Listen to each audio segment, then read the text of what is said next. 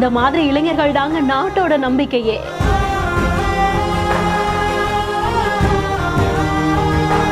ये आपने पैसा आज पुलिस को सपोर्ट कर दिया, ये पैसा उन तक पहुंचा दिया जाएगा, तुम्हारा नाम पता हमने नोट कर दिया.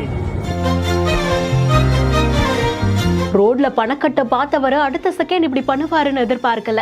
உத்தரப்பிரதேசம் மாநிலம் ஷாவ்லி பகுதியை சேர்ந்த அமித்குமார் அப்படின்றவங்க தான் மீரட் கர்னல் தேசிய நெடுஞ்சாலையில இருசக்கர வாகனத்துல போயிட்டு இருந்திருக்காங்க. டூ வீலர்ல இவங்க போயிட்டு இருக்கும் போது முன்னாடி ஒரு இருசக்கர வாகனம் போயிட்டு இருந்திருக்கு.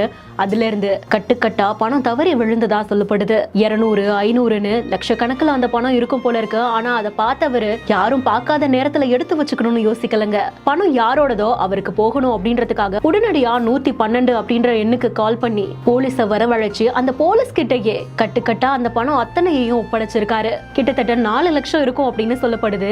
இவ்ளோ பணம் அவருக்கு எங்கேயோ ஒரு விதத்துல பயன்பட்டிருக்கலாம். ஆனாலும் பணம் உரியவரை சேரணும் அப்படின்றதுக்காக இப்படி ஒரு முயற்சி எடுத்தது பலரையுமே பாராட்ட வச்சிருக்கு.